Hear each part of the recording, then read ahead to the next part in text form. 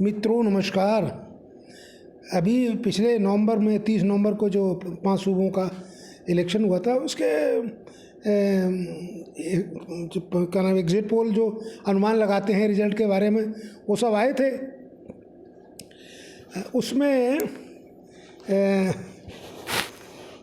मैं पहले अपने बारे में बता दूं, मैं किसी पार्टी से कोई संबंध नहीं है मेरा।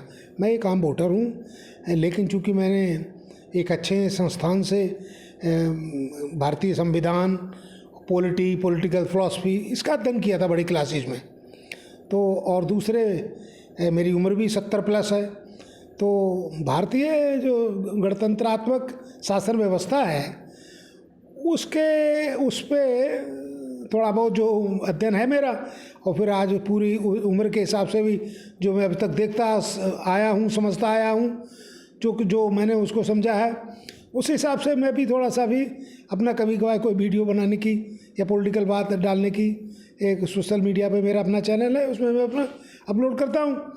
तो मैंने ये रिजल्ट से एक एजेंसीज के सब थोड़ा सा अंदाज़ लगाया, उनका आकलन, फिर अपने हिसाब से, क्योंकि कहने का मतलब ये इसलिए लगाया था कि देखो मेरी बात कितनी से निकलती है, तो मैंने भी थोड़ी बहुत बातें जो हैं उसमें डाली थी। तो उसके लिए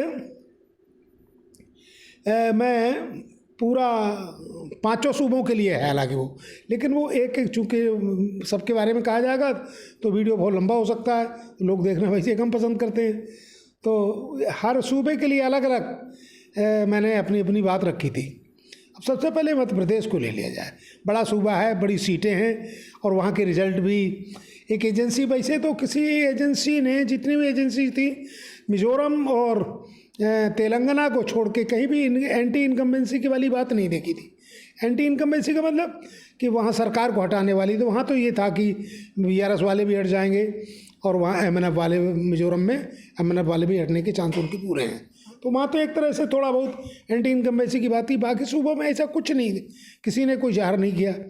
और एक बहुत बड़ा सटीक जो इंडिया टुडे और इसका एक्सिस माई इंडिया का जो आया था एग्जिट पोल, उसमें ज़रूर उन्होंने मध्य प्रदेश के बारे में कहा था कि वहाँ पे 160 से ऊपर BJP जा सकती है, और 60 से और 80 के बीच में ये कांग्रेस रहेगी, और 15-16 के लगभग अन्य जो और हैं, उनका नाम अदर्स वाले हैं, जो इंडिपेंडेंट हैं, BSP और जो भी हैं, उनके सीट्स आएंगे, उनके वोट आएंगे, मतलब इतनी सीटें उनकी आ सकती हैं। और उन पोल परसेंटेज का भी बड़ा अच्छा लगाया। उन्होंने 47% कांग्रेस को बताया, वो सॉरी BJP को बताया।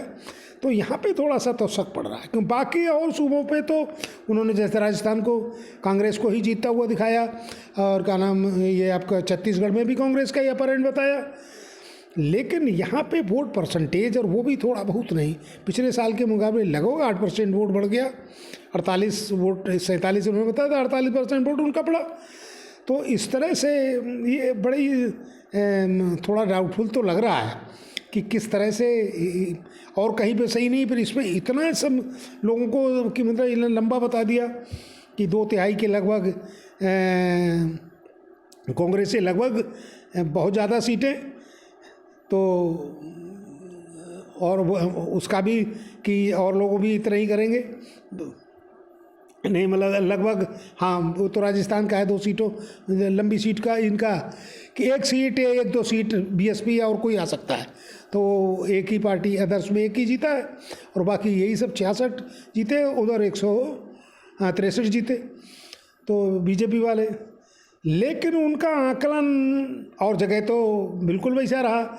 इसी में थोड़ी सी, खैर अब जो भी जिस तरह से भी है, मेरा उसमें मैंने जो कहा था, मेरा असली जो मैं जिस लिए ये वीडियो बना रहा हूँ उसमें यही था, मैंने बताया था कि वहाँ पे कोई एंटी इनकम्बेंसी वाली बात तो कहीं पर लग भी नहीं रही थी, और हम लोग अगर एंटी इनकम्बेंसी होती तो इसमें BJP के चांस तो बहुत ही वैसे हो जाते।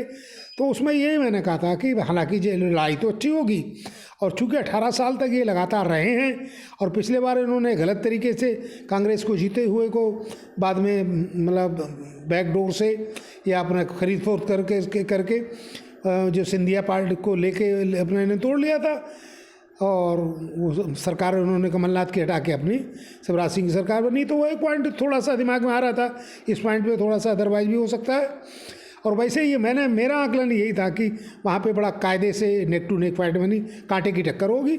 और जो और वोट है, जैसे बीएसपी का वोट है, बीएसपी से इनने गोंडवाना गणतंत्र पार्टी से इनका वो था, क्या नाम, पैक्ट था, इनका क्या नाम, अलायंस था। और इधर समाजवादी वाले लोगों ने भी, इनका तो बड़ा अजीब था।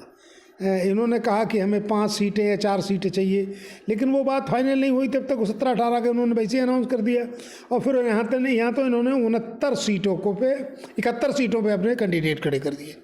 और 71 सीटों पे में 2 तो उनकी वापस, उसी समय वापस ले लिया उन्होंने, अपना नाम ही वापस ले लिया, 69 रह गई थी।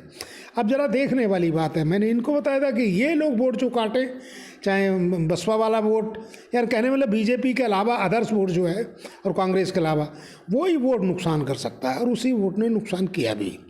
ये अलग बात है कि इनको आधा % भी वोट नहीं मिला, क्या नाम, समाजवादी वाले को, अखिलेश बाबू को। लेकिन इनका ज़रा गौर करिए कि किस तरह से, और बाकी 6% से ज़्यादा तो उन्हीं का, बीएसपी वालों का ही था। एक कैंडिडेट तो दूसरे का जीता भी था, वही का नाम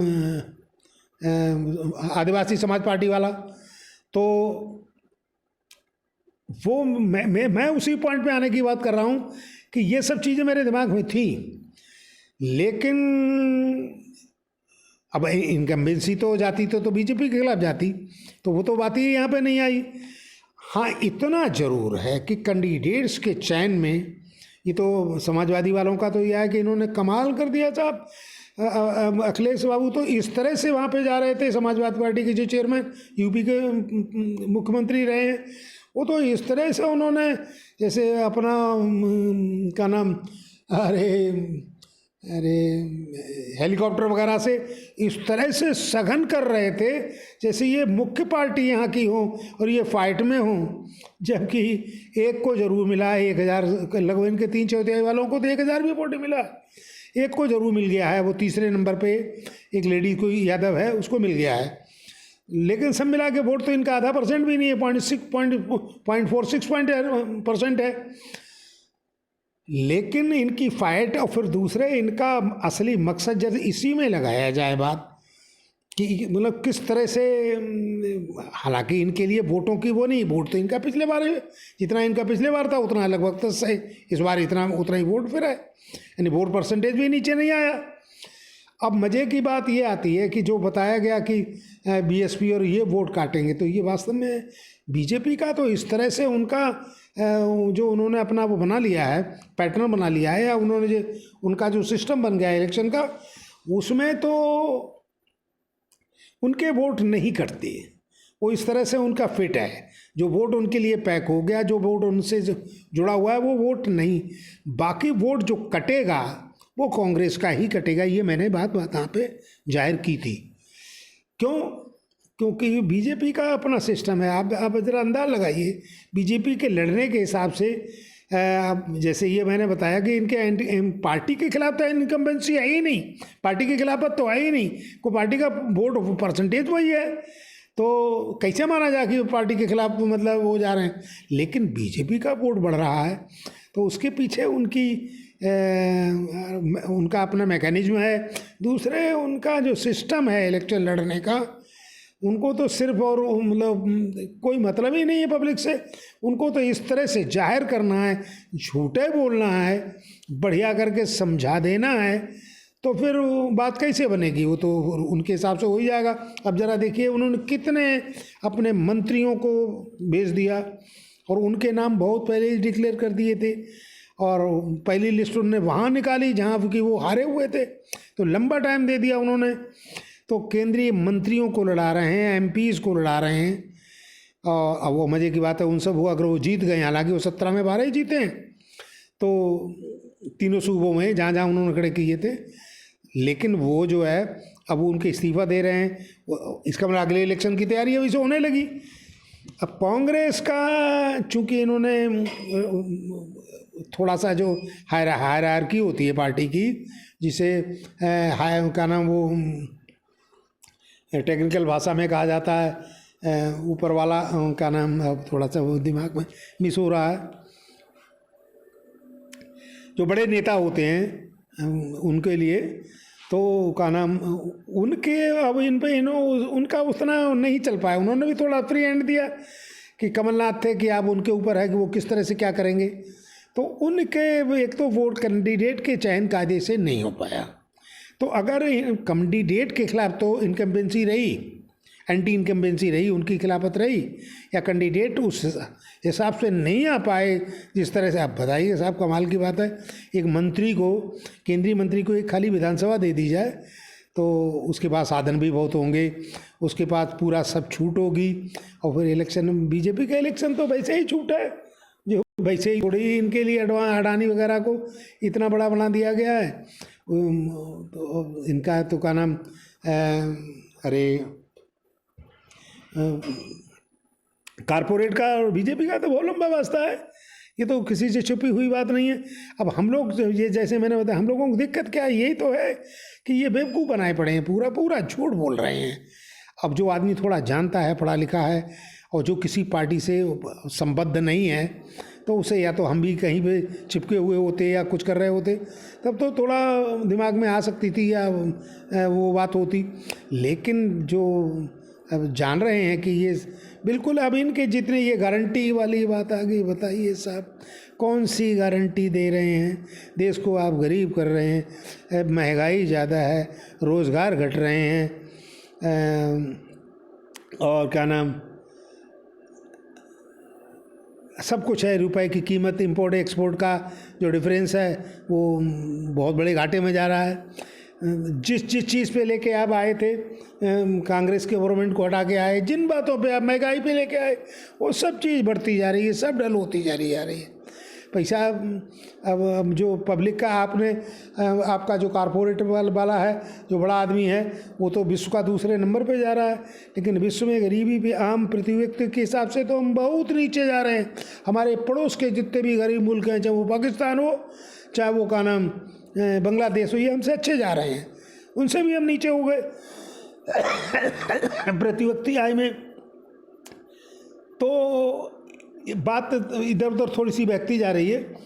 यही है कि इनका इलेक्शन क्यों अच्छा हो गया, आप सवाल इस बात का, तो वही बात है, इन्होंने बहुत कायदे से इलेक्शन लड़ लिया, पब्लिक को बहुत बढ़िया करके झूठ बोल दिया।